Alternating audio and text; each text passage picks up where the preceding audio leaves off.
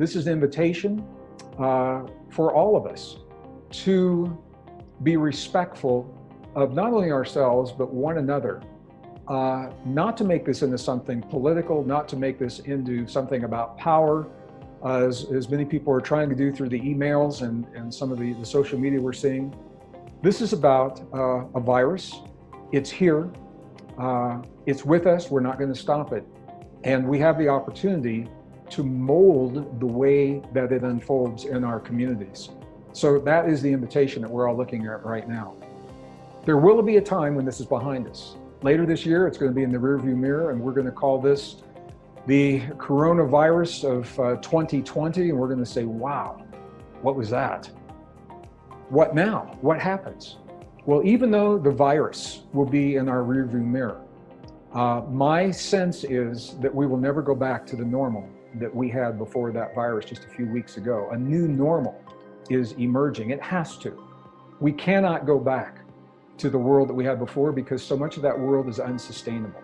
And where you're going to see this play out is you're going to see shifts in our society, in the way that society works, the way that society manages itself, shifts in our economies.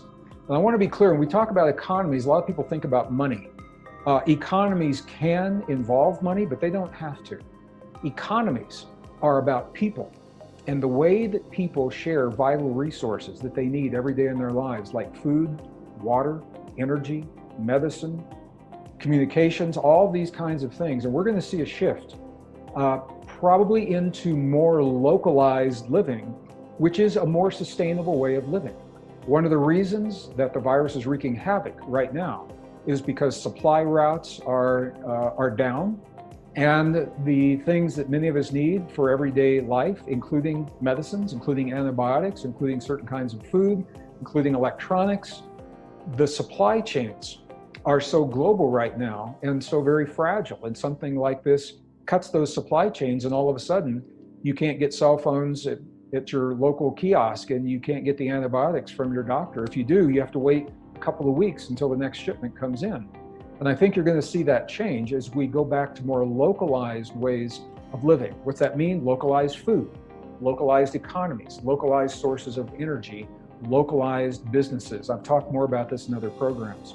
You're going to see shifts in lifestyle that reflect all of these. And I think it will go all the way from dating and the way that we interact in our everyday lives. You're going to see shifts to the generation that we have now.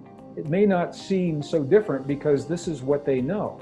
But to those of us who know past generations, this is going to seem very different to us.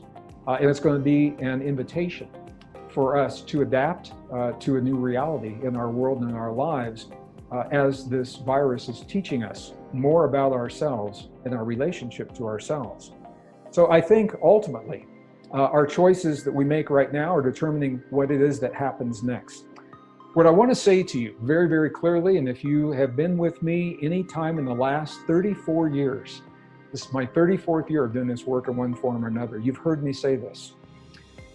This is what we're made for. We are made for times just like this. Our bodies are designed to adapt and thrive, not just survive, but thrive, to overcome and thrive what life brings to our doorstep if we allow our bodies to do what they're designed to do. And that means to honor our bodies through healthy choices of nutrition, movement, lifestyle choices. And you know what those are, and you know where, if there is a place, you might be able to honor yourself a little bit greater degree. Wow, now is a perfect time to put that into motion. Put your action plan together right now. Cleaner food, simpler diet, more exercise, stress.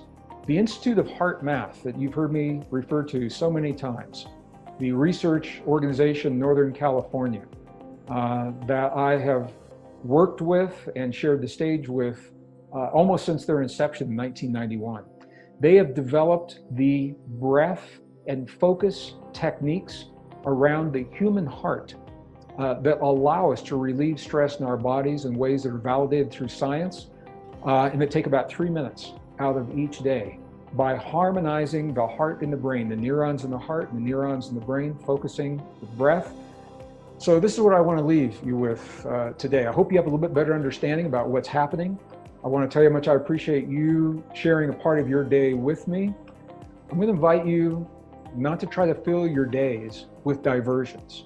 Take this time really to go within, to ask yourself, do I trust my body? What can I do to love and support my body to the greatest degree possible to optimize this magnificent gift of my body?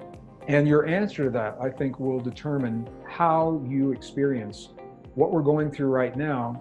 And here's the key for me. We'll all get through it, but what comes after is being determined by the way we respond right now. That's why I wanted to share this with you today.